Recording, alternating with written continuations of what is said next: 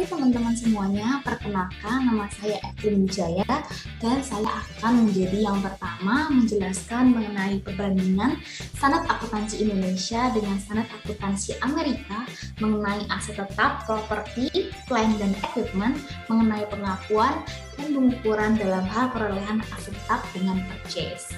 Jadi, pengakuan aset tetap berdasarkan PSAK 16 paragraf 7 dijelaskan bahwa aset tetap dapat diakui sebagai aset jika yang pertama, kemungkinan besar entitas akan memperoleh manfaat ekonomi masa depan dari aset tersebut, dan yang kedua, biaya perolehannya dapat diukur secara andal. Biaya perolehan awal aset tetap dapat diperoleh untuk alasan keamanan atau lingkungan. Perolehan aset tetap tersebut meskipun tidak secara langsung meningkatkan manfaat ekonomi masa depan dari aset tetap tertentu yang ada, mungkin diperlukan bagi entitas untuk memperoleh manfaat ekonomi masa depan dari aset lain. Pengukuran saat pengakuan aset tetap berkaitan dengan komponen biaya perolehan menurut PSAK nomor 16 paragraf 16 meliputi harga perolehannya termasuk biaya impor dan pajak pembelian yang tidak dapat dikreditkan setelah dikurangi diskon dan potongan lain. Nah, pengukuran setelah pengakuan aset tetap setelah perolehan PSAK 16 paragraf 30 sampai 31 mengakui adanya dua metode dalam perlakuan akuntansi aset tetap tersebut. Kedua metode ini adalah yang pertama yaitu metode biaya yang merupakan model yang selama ini kita kenal, yaitu setelah pengakuan awal aset tetap dicatat pada biaya perolehan dikurangi akumulasi penyusutan dan akumulasi rugi penurunan nilai, yang mana hal ini akan dijelaskan secara lanjut oleh teman saya berikutnya. Dan yang kedua yaitu metode revaluasi, yaitu setelah pengakuan sebagai aset tetap yang dinilai wajarnya dapat diukur secara andal dan dapat dicatat pada jumlah revaluasian. Nah, beberapa akun yang termasuk dalam kategori acquisition cost yaitu seperti nilai beli aktiva, beban angkut, beban pemasangan, beban instalasi, beban asuransi, kemudian beban pengangkutan, beban percobaan, beban balik nama, dan beban-beban lainnya. Sehingga disimpulkan bahwa perolehan aktiva tetap bisa dilakukan dengan yang pertama pembelian secara tunai, di mana harga perolehannya adalah harga pembelian bersih setelah dikurangi dengan potongan tunai, kemudian ditambah dengan pengeluaran. Yang kedua, pembelian secara kredit, yang mana dilakukan perusahaan dengan pembayaran jangka waktu tertentu disertai dengan bunga pembelian. Namun dalam menghitung acquisition cost, transaksi bunga tidak perlu dihitung karena bunga merupakan pengorbanan dari pihak lain. Ketiga, pembelian dengan wastafel, di mana buyer diharuskan untuk membayar setengah harga dari pembelian atau biasa disebut dengan uang muka. Kemudian sisanya dibayar dengan ketetapan biasa bunga dengan memperhatikan batas pembayaran biasa tersebut. Yuk kita geser ke slide selanjutnya. Hai, ketemu lagi. Jadi yang sekarang berbeda halnya dengan standar akuntansi Amerika mengenai pengakuan recognition dan pengukuran atau measurement dalam hal perolehan aset tetap dengan purchase. Di Amerika, pasti tidak memperkenankan perusahaan untuk melakukan pemulihan atau restoration atas nilai aset tetap yang telah diturunkan pada periode sebelumnya. Tetapi IASB mengizinkan untuk melakukan pemulihan atau reversal atas nilai aset tetap yang telah diturunkan pada periode sebelumnya. Nah, sedikit flashback nih teman-teman mengenai sejarah-sejarah zaman dulu. Dalam hal permasalahan penyusunan standar akuntansi, utamanya terkait dengan pengukuran yang merupakan seberapa besar nilai nominal yang dicantumkan dalam satu akun. Nah, bahkan masalah pengukuran ini sudah menjadi isu utama sejak tahun 1962 pada saat Accounting Research Study atau ARS 3 yang diterbitkan oleh Accounting Principles Board untuk menyediakan rangka konseptual pertama di Amerika. Meskipun pada akhirnya ARS ini itu tidak diterima karena terdapat alternatif pengukuran lainnya, yaitu ditekankan penyusunan laporan keuangan untuk penggunaan model biaya atau cost model yang mengakomodir biaya historis atau model revaluasi yang memfasilitasi nilai sekarang untuk aset tetapnya. Tetapi FASB hanya mengizinkan perusahaan untuk mengukur nilai aset tetapnya dengan menggunakan model biaya, yaitu nilai aset tetap diperoleh dari biaya perolehan dikurangi akumulasi depresiasi dan akumulasi penurunan nilai. Nah, berkaitan dengan pengukuran nilai wajar, FASB dan IASB telah melakukan konvergensi untuk mengeliminasi atau meminimalkan perbedaan. Oleh karena itu, standar akuntansi untuk nilai wajar disusun secara bersama-sama antara FASB dan IASB dengan rangka untuk mengembangkan ketentuan yang umum untuk mengukur nilai wajar aset tetap dan mengungkapkan informasi terkait pengukuran nilai wajar, sehingga antara USG AAT dan IFRS dapat dibandingkan. Dengan demikian, pengukuran nilai wajar aset tetap antara FASB dan IASB adalah serupa. Yang membedakan hanya gaya penulisannya. Baik FASB atau IASB menetapkan bahwa entitas seharusnya menggunakan penilaian yang disesuaikan dengan kondisi atau circumstances dan ketersediaan data untuk mengukur nilai wajar. Nah, habis ini nih kalian dapat dijelasin oleh temanku Carol Majestika mengenai pengukuran dan pengakuan dalam hal perolehan aset tetap dengan self-constructed. Nah, teman-teman.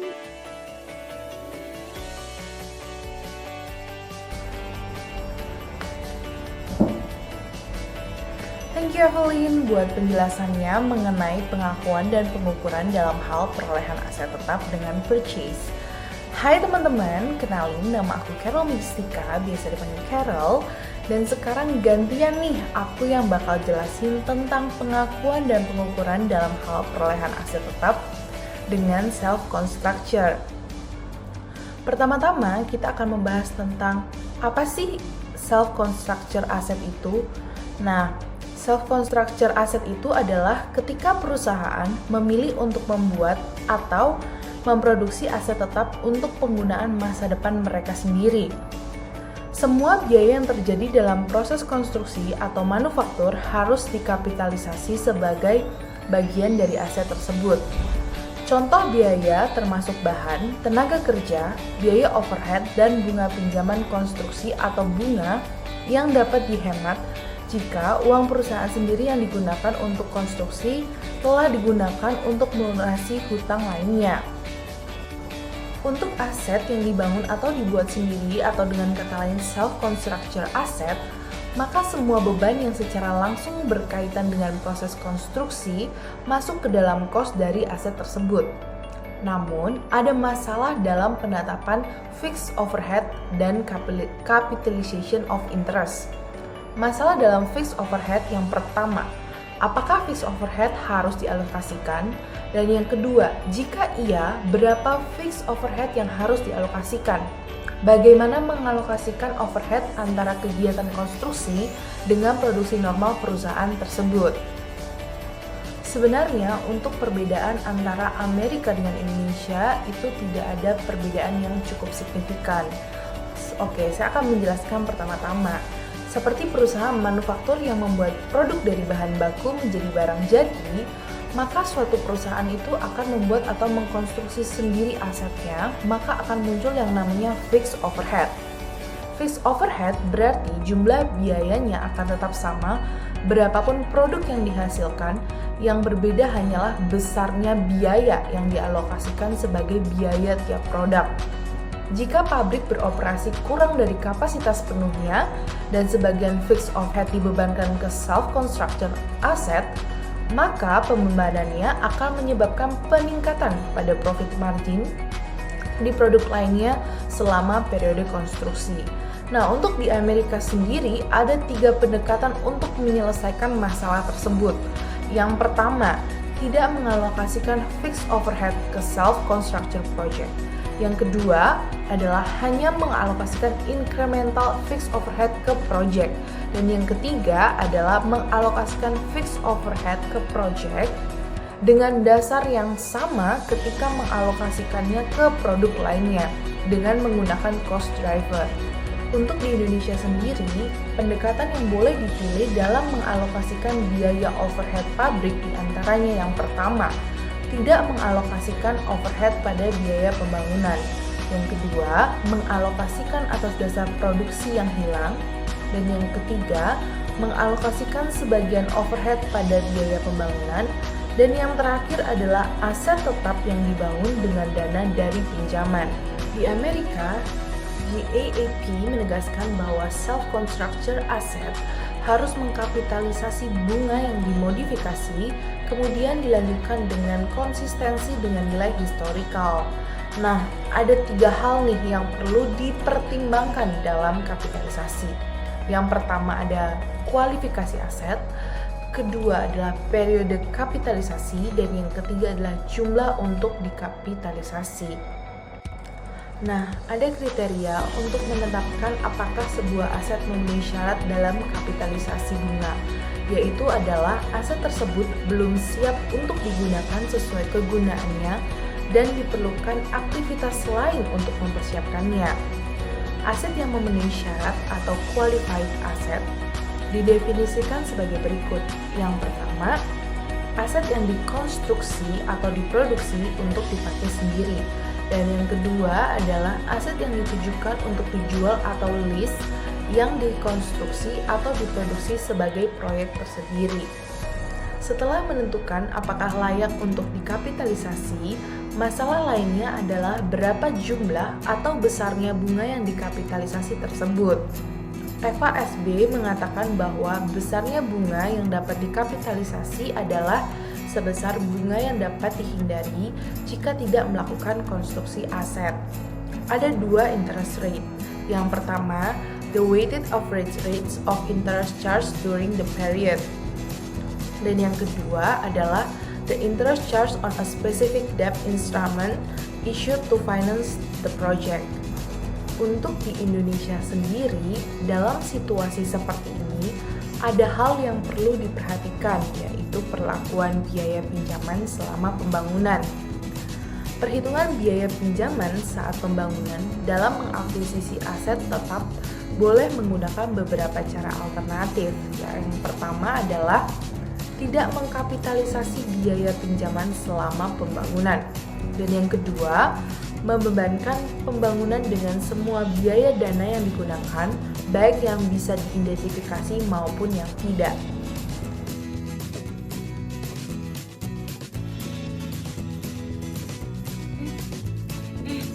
Kamu udah selesai ya, Rom? Oh, aku bakal lanjutin nih ya.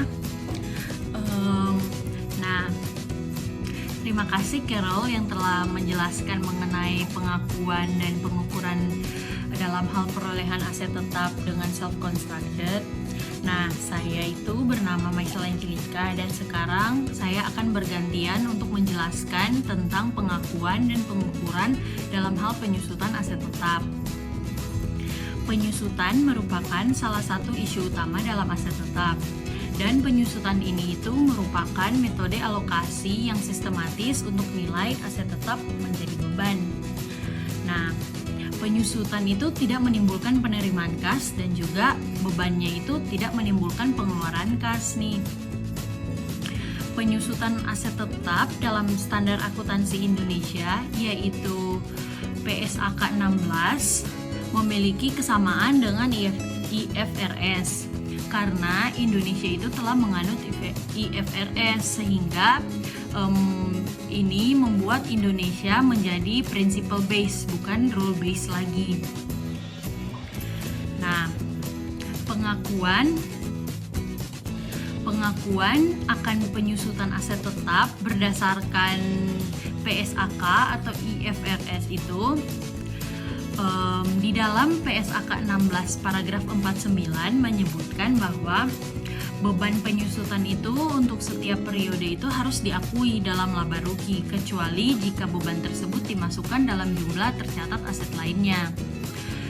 Jumlah tersusutkan dari suatu aset itu harus dialokasikan secara sistematis sepanjang umur manfaatnya.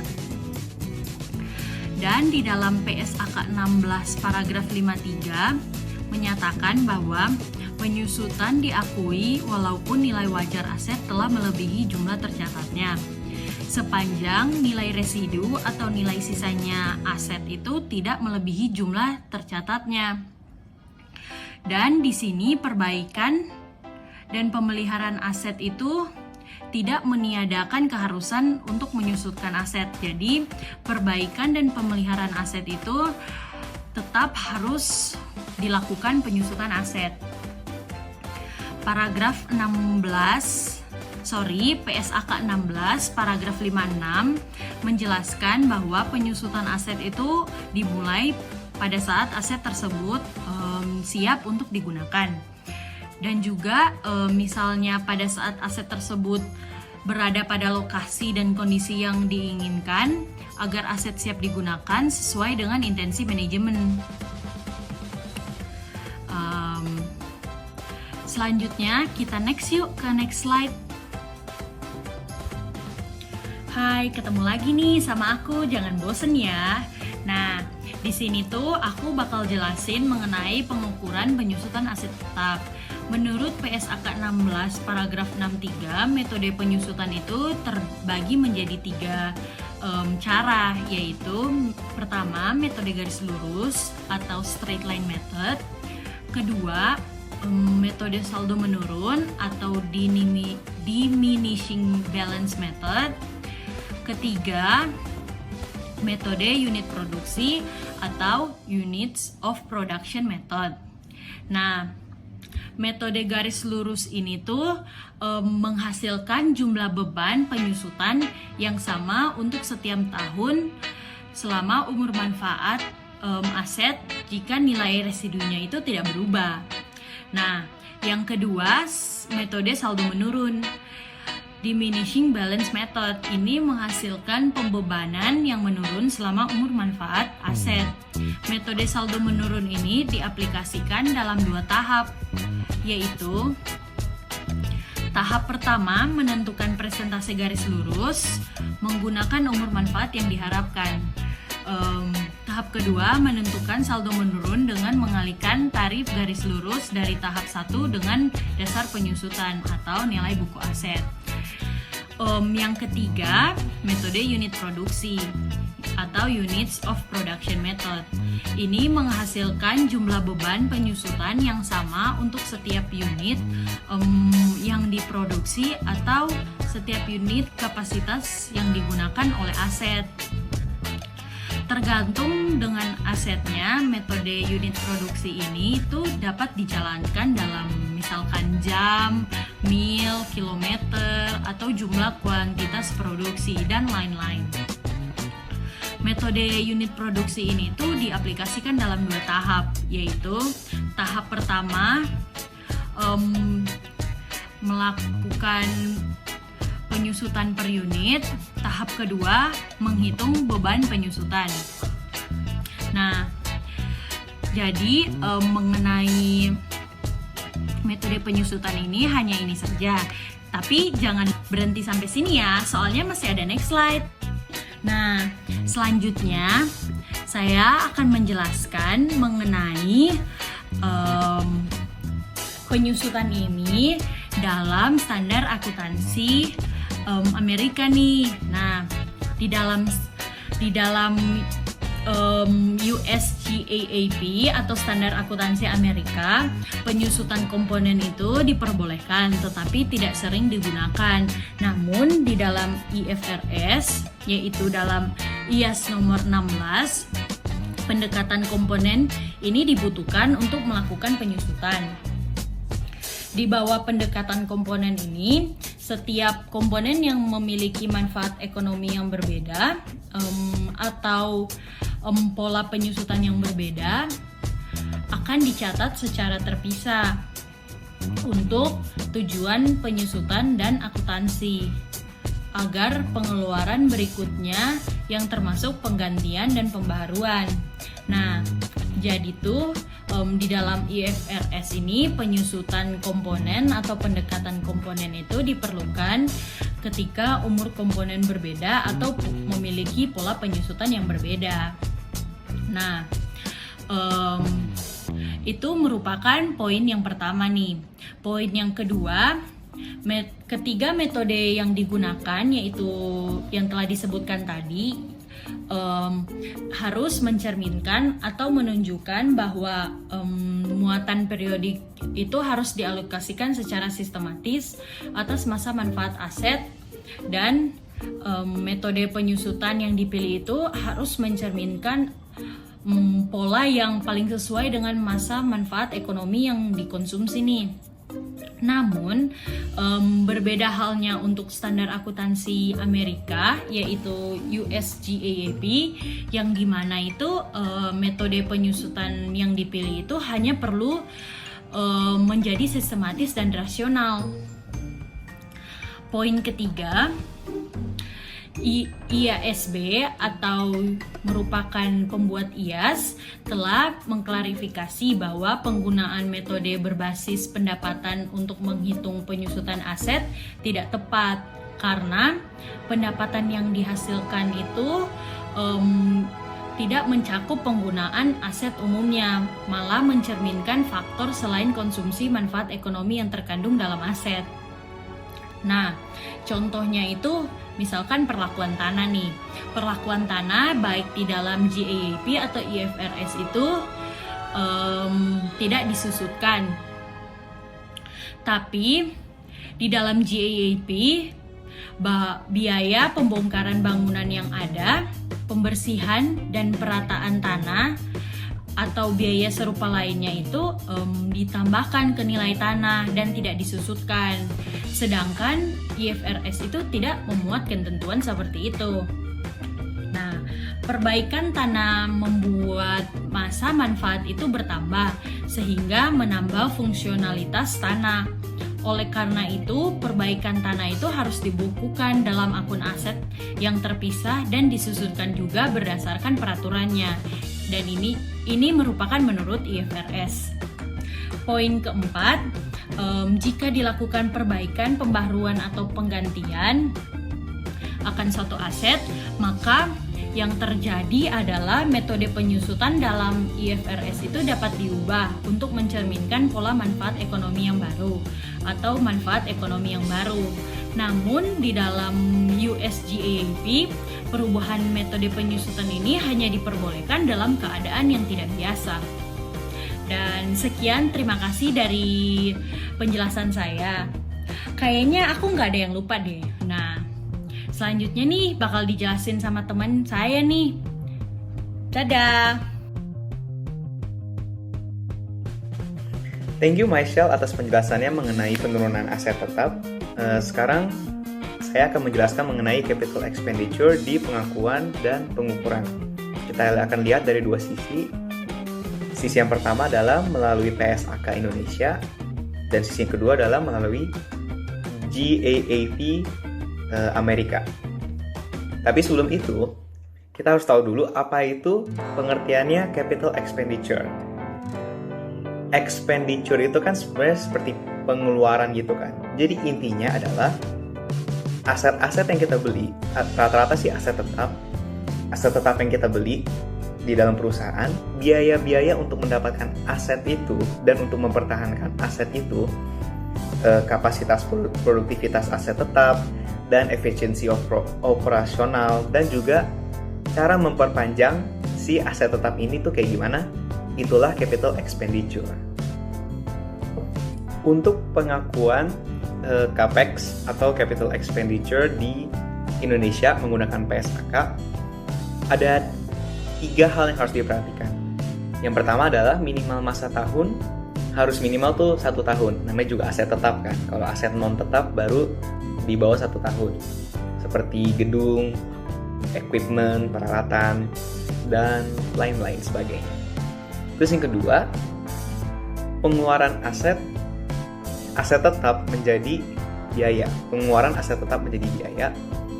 Dan yang ketiga adalah biaya-biaya yang dikeluarkan harus memiliki manfaat di masa mendatang. Jadi pencatatan biaya-biaya yang sudah ada di laporan harus memiliki manfaat di masa mendatang untuk perusahaan.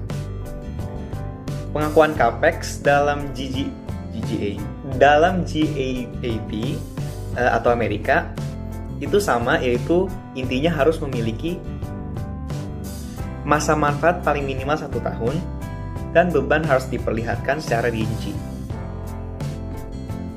Beberapa faktor tersebut memiliki pengertian cara pengakuan capital expenditure di PSAK menurut PSAK dan menurut GAAP. Sekarang kita akan membahas mengenai pengukuran capital expenditure. Kalau dalam PSAK Indonesia, cara mengukur capital expenditure itu didapatkan dari harga perolehan dengan catatan pembelian tanpa pengurangan apa-apa, tidak boleh dikreditkan, tidak boleh ada pengurangan apapun. Terus yang kedua adalah estimasi awal biaya atau tempat semula aset tetap itu didirikan. Misalnya awal equipment ini tuh berasal dari mana, harus dicatat juga. Dan yang ketiga adalah biaya pemeliharaan. Seperti yang kita ketahui, aset tetap juga memiliki biaya-biaya pemeliharaan untuk mempertahankan masa manfaatnya. Nah, biaya tersebut harus diakui sebagai beban di laporan laba rugi. Untuk GAAP Amrik itu tidak beda jauh, yaitu yang pertama terdapat estimasi biaya pengiriman, dan yang kedua adalah pembayaran bunga untuk aset-aset tetap tersebut.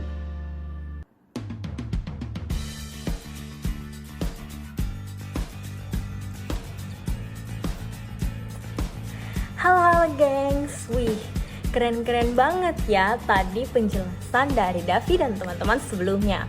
Buat aku jadi semakin paham nih. Oke baik, makasih ya Dav. Nah sekarang dari Davi lanjut ke aku nih. Tapi sebelumnya kenalin dulu, aku Stefani Darmawan guys. Nah aku bakal ngebahas soal perbandingan standar akuntansi Indonesia dengan standar akuntansi Amerika, tentang aset tetap, tentang pengakuan dan pengukuran dalam hal impairment nih. Yuk buruan disimak ya guys. Nah sebelumnya seperti yang kita ketahui, impairment atau penurunan nilai itu merupakan penurunan permanen dalam nilai aset yang mewakili perbedaan antara nilai buku aset dan nilai wajarnya. Nah, definisi aset menurut SFAC nomor 6 yaitu aset memiliki potensi layanan masa depan, dan akibatnya yaitu nilai kepada entitas pelaporan. Nah, memiliki potensi layanan di masa depan menyiratkan bahwa aset tersebut diharapkan menghasilkan arus kas masa depan. Ketika nilai sekarang arus kas masa depannya itu menurun, nah nilai aset untuk perusahaan juga menurun.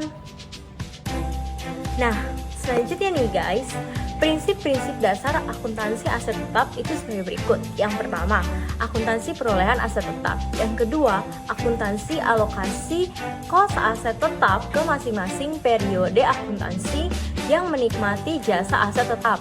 Yang ketiga, akuntansi perubahan nilai aset setelah kepemilikan aset seperti akuntansi kenaikan nilai dan penurunan nilai atau impairment aset tetap. Dan yang keempat yaitu akuntansi penghentian aset. Nah, balik lagi nih guys. Aku bakal jelasin tentang pengukuran dan pengakuannya ya sekarang. Nah, pengukuran dan pengakuan dalam hal impairment antara standar akuntansi Indonesia atau PSAK 16 dan juga standar akuntansi Amerika atau US GAAP yang dibuat oleh FASB itu berbeda. Nah, yuk kita kulik satu persatu ya guys. Nah, diawali dengan pengukuran impairment menurut standar akuntansi Indonesia yaitu PSAK 16. Menurut standar akuntansi Indonesia atau PSAK 16, aset tetap itu pengukurannya didasarkan pada nilai wajar pada saat perolehan. Nah, untuk penurunan nilai aset tetap itu diukur pada saat terjadi selisih penurunan antara nilai buku aset dengan nilai wajarnya. Nah, kemudian dari segi pengakuan impairment menurut standar akuntansi Indonesia yaitu PSAK 16. Di mana menurut PSAK 16 tepatnya pada paragraf 66A dikatakan bahwa penurunan nilai aset tetap diakui sesuai dengan PSAK 48 revisi 2009 mengenai penurunan nilai aset. Nah, berdasarkan PSAK 48, pada paragraf 59 dikatakan bahwa suatu aset mengalami penurunan nilai jika jumlah tercatatnya itu melebihi jumlah terpulihkannya. Artinya nih guys, rugi penurunan nilai aset diakui jika nilai terpulihkan aset lebih kecil dari nilai tercatatnya. Kemudian nilai tercatat aset diturunkan menjadi sebesar nilai terpulihkan.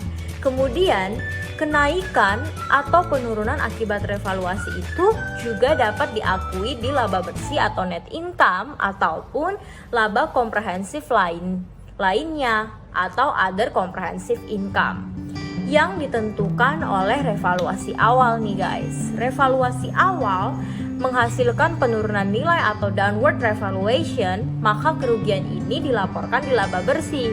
Namun, jika revaluasi berikutnya menghasilkan kenaikan, maka kenaikan ini dilaporkan di laba bersih sebatas penurunan nilai yang dilaporkan pada periode sebelumnya. Selain itu nih guys, PSAK mengizinkan pemulihan atau reversal atau revaluasi atas nilai aset, sehingga sejumlah nilai tercatat jika nilai aset tidak diturunkan nilainya dan nilai pembalikan ini dilaporkan di laba bersih, di mana hal ini dinyatakan di dalam PSAK 48 paragraf ke-60 yang dinyatakan bahwa rugi penurunan nilai segera diakui dalam laporan laba rugi kecuali aset disajikan pada jumlah direvaluasi sesuai dengan pernyataan lain. Nah, setiap rugi penurunan nilai aset revaluasian itu diperlakukan sebagai penurunan revaluasi sesuai dengan pernyataan lain. Nah, sekarang sekedar informasi yang perlu kita ketahui nih guys, revaluasi itu apa sih? Revaluasi aset tetap itu merupakan penilaian kembali atas aset tetap perusahaan sebagai akibat kenaikan nilai aset di pasaran atau karena rendahnya nilai aset tetap dalam laporan keuangan akibat evaluasi.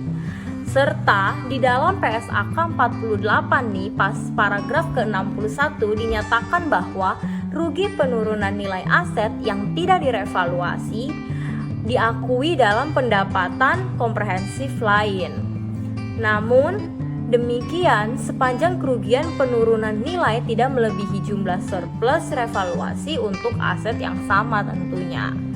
Nah, rugi penurunan nilai aset revaluasian mengurangi surplus revaluasi untuk aset tersebut.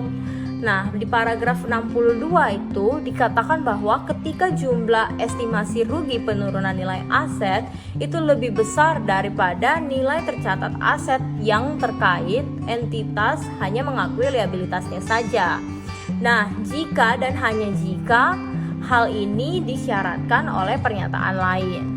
Nah, selain itu dilengkapi juga dengan paragraf 63 dan 64, yaitu setelah pengakuan rugi penurunan nilai, beban penyusutan atau amortisasi aset disesuaikan di masa depan untuk mengalokasikan nilai tercatat aset revisian setelah dikurangi nilai sisa jika ada.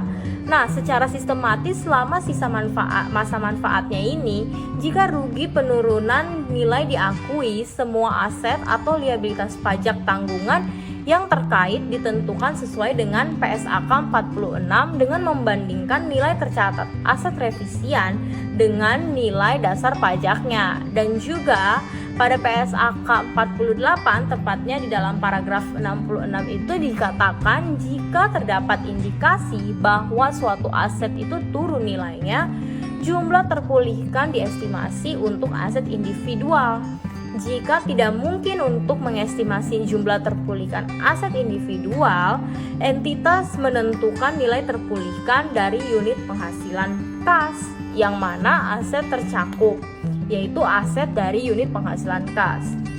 Dan juga nih di paragraf 67 itu dikatakan bahwa jumlah terpulihkan dari suatu aset individual tidak dapat ditentukan jika pertama, nilai pakai aset tidak dapat diestimasi mendekati nilai wajar dikurangi biaya penjualan. Contohnya apabila arus kas masa depan dari penggunaan aset tidak dapat diestimasi menjadi tak berarti. Dan yang kedua yaitu aset tidak menghasilkan arus kas masuk yang independen dari kelompok aset lain. Nah, dalam kasus ini, nilai pakai dan jumlah terpulihkan dapat ditentukan hanya untuk unit penghasilan kas aset. Itu guys. Nah, selanjutnya di dalam PSAK 48 ini juga diberitahu jika revaluasi awal menghasilkan kenaikan nilai atau upward revaluation, maka kenaikan nilai ini diakui di laba komprehensif lain dengan judul surplus revaluasi. Dan jika terdapat penurunan nilai atau impairment pada saat revaluasi berikutnya, maka penurunan nilai ini dilaporkan di laba komprehensif. Lalu jika penurunan nilai ini melebihi nilai surplus revaluasi, maka penurunan nilai ini dilaporkan di laba bersih. Nah, selanjutnya kita masuk pada pengukuran dan pengakuan nilai aset tetap menurut standar akuntansi Amerika yang dikeluarkan oleh FASB, yaitu US GAAP. FASB mengatur akuntansi untuk aset tetap di topik 360.10 dan pengukuran nilai wajar di topik 820.10, di mana di dalam pengakuan dan pengukurannya FASB hanya memperkenankan penggunaan model biaya atau cost model untuk mengukur nilai aset pada periode berikutnya, di mana dengan menggunakan metode biaya, nilai aset tetap diperoleh dari biaya perolehan dikurangi akumulasi depresiasi dan akumulasi penurunan lainnya. Selain itu, konsep penurunan nilai dari FASB di dalam US GAAP yaitu FASB tidak memperkenankan pemulihan atau restoration atas nilai aset yang telah diturunkan menurut FASB 2021. Nah, sehingga nih guys, dari kedua perbandingan di atas nih, kita dapat menyimpulkan bahwa regulasi antara FASB dan PSAK memiliki perbedaan yang cukup substansial terkait dengan Property, Plant and Equipment atau PPE atau yang disebut dengan aset tetap yang terdiri atas tanah, bangunan, mesin, peralatan, furniture, dan perlengkapan toko atau kantor, di mana FASB hanya memperkenankan penggunaan model biaya atau cost model untuk mengukur nilai aset di periode berikutnya. Sedangkan nih di PSAK itu memberikan kebebasan atau fleksibilitas ke para penyusun laporan keuangan untuk memilih menggunakan model biaya kah atau model revaluasi kah untuk mengukur nilai aset tetap di periode berikutnya. Nah, dengan menggunakan metode biaya, nilai aset tetap diperoleh dari biaya perolehan dikurangi akumulasi depresiasi dan akumulasi penurunan nilai. Nah, jika metode revaluasi yang diimplementasikan, nilai aset tetap diperoleh dari nilai wajar pada tanggal pengukuran dikurangi akumulasi depresiasi dan akumulasi penurunan nilai. Salah satu implikasi perbedaan antara metode biaya dan metode revaluasi ini adalah nilai aset tetap di periode berikutnya. Dengan pendekatan biaya, pencatatan nilai aset di periode berikutnya ini tidak mungkin lebih dari nilai aset awal pada saat pengakuannya. Sedangkan nih, kalau kita pakai metode revaluasi, memungkinkan pencatatan nilai aset di periode berikutnya akan lebih dari nilai aset awal pada saat pengakuan. Nah, kenaikan atau penurunan akibat revaluasi itu dapat diakui di laba bersih atau net income atau laba komprehensif lain atau other comprehensive income yang ditentukan oleh revaluasi awal. Nah, jika revaluasi awalnya ini menghasilkan penurunan nilai atau downward revaluation nih guys, maka kerugian ini dilaporkan di laba bersih. Namun, jika revaluasi berikutnya menghasilkan kenaikan, maka kenaikan ini dilaporkan di laba bersih sebatas penurunan nilai yang dilaporkan pada periode sebelumnya. Akan tetapi nih guys, jika revaluasi awalnya itu mengalami kenaikan nilai atau upward revaluation, maka kenaikan nilai ini akan diakui di laba komprehensif lain dengan judul surplus revaluasi. Mohon maaf, agak kagok-kagok nih gengs, agak tegang-tegang ya. Dan jika terdapat penurunan nilai nih pada saat revaluasi berikutnya, maka penurunan nilai ini dilaporkan di laba komprehensif. Nah, selain itu nih guys, konsep penurunan nilai antara US GAAP dan PSAK ini juga berbeda, sebab FASB yang mengeluarkan US GAAP itu tidak memperkenankan pemulihan atau restoration atas nilai aset yang telah diturunkan. Tidak menurut FASB 2021, atau dengan kata lain, US GAAP ini tidak mengatur masalah revaluasi karena berbagai pertimbangan tentang konsekuensi dan penerapan kalau pakai model revaluasi. Nah, akan tetapi nih guys, beda halnya dengan PSAK. PSAK itu mengizinkan pemulihan atau reversal atas nilai aset hingga sejumlah nilai tercatat jika nilai aset tidak diturunkan nilainya, dan nilai pembalikan ini dilaporkannya itu nanti di laba bersih. Nah, pemulihan atas penurunan nilai terjadi ketika nilai tercatat atau nilai buku dari aset tetap melebihi nilai yang dapat dipulihkan atau recoverable amount.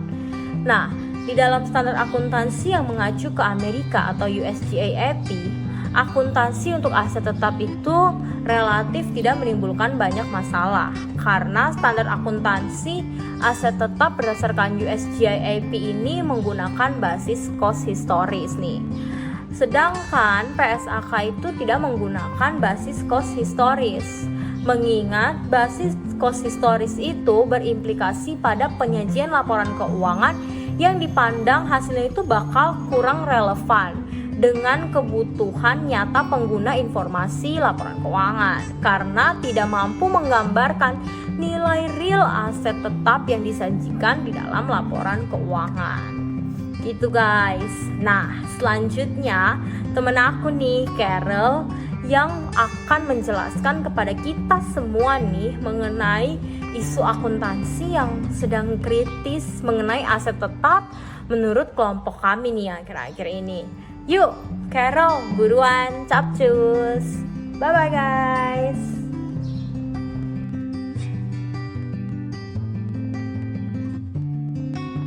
Selanjutnya, saya akan menjelaskan isu akuntansi apa yang kritis mengenai aset tetap. Menurut kelompok kami, isu akuntansi yang paling kritis mengenai aset tetap adalah perolehan aset tetap dengan purchase, karena ini awal dari segala sesuatu yang bakal terjadi untuk kedepannya, seperti penyusutan, impairment, dan lain-lain. Selanjutnya akan dijelaskan oleh teman saya, yaitu Stephanie. Nah, oke, thank you Carol. Berlanjut ke aku nih ya, hehehe. Halo guys, kembali lagi nih bareng aku ya. Jangan bosan-bosan nih sama aku, hehehe. Jadi, isu akuntansi kedua nih yang kritis menurut kelompok kami yaitu perbedaan yang terjadi antara PSAK dan juga US GAAP itu sendiri. Di mana dengan adanya perbedaan seperti ini sering menimbulkan terjadinya permasalahan atau perdebatan. Selanjutnya itu isu akuntansi yang ketiga yang kritis menurut kelompok kami itu mengenai aset tetap, yaitu impairment atau penurunan nilai aset dan revaluation. Sebab impairment ini tuh penting dan harus dilakukan. Nah, impairment ini belum tentu ada setiap tahunnya, walaupun pengujiannya itu selalu dilakukan setiap tahunnya, setiap 1 tahun 1 kali. Sedangkan untuk depreciation dan hal lainnya itu selalu dihitung setiap tahunnya. Dan dimasukkan tuh sebenarnya ke dalam sistem sudah bisa, karena pada zaman sekarang ini perhitungannya itu bisa hanya dengan dimasukkan ke dalam sistem. Sedangkan nih ya guys, kalau impairment, jika nilai asetnya tidak sesuai dengan nilai pasar saat ini nih, maka akan diturunkan, dan itu juga memerlukan persetujuan dari pihak manajemen ini. Nah, hal ini juga yang menjadikannya itu sebagai isu yang paling kritis nih guys, terutama kritis untuk disalahgunakan.